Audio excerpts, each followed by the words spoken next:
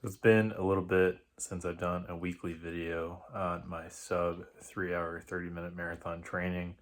And that is because I have made the decision to pull out of my race that I was intending on doing May 5th over in New Hampshire. And that is because just dealing with foot and arch issues, I haven't been able to have the training volume that I ultimately wanted, and with that meant I could not progress in my training the way that would have given me confidence to achieve a substantial PR. I knew that even coming close to 3:30 was a very lofty goal when I set it, but I ran a 10K. It now would have been a week ago from this past Saturday, and my pace just,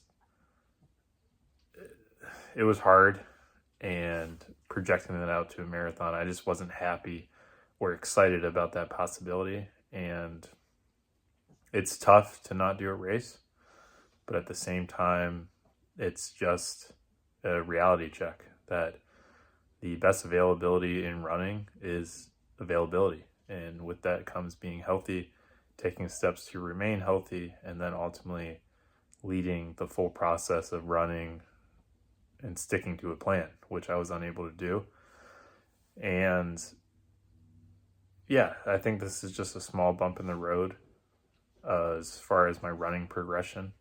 I do believe that I will definitely run at least one marathon this year, and will PR it based on my last run in Philly of November of 2023. But yeah, making the decision to not run this marathon May 5th, I think is ultimately the smart decision. I can now go back and hone in on different things that I believe may have been issues as far as my running progression.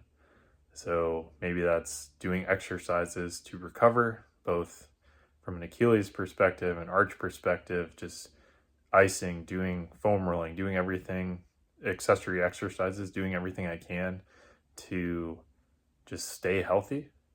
And then also it's slowing down, where I will specifically be targeting my heart rate and looking to build that zone 2 aerobic capacity, where maybe over the last year and a half, I've been training too fast, which I have been running slow, but maybe I've been on the upper bounds of where I should be aerobically. And then by de facto, that means that I'm not realizing the growth that I should be from running as many miles as I have been. So yeah, just speaking generally, this is a small setback.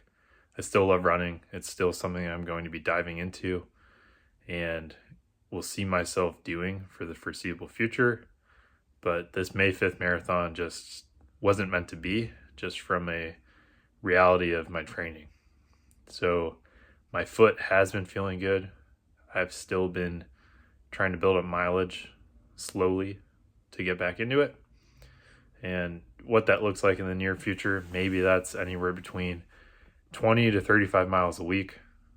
Start small and then gradually build into it. I have a couple things on my radar as far as races I would like to do, events I'd like to try, and just like different weekly systems I want to operate under. And the cool thing about running is it's largely an infinite game.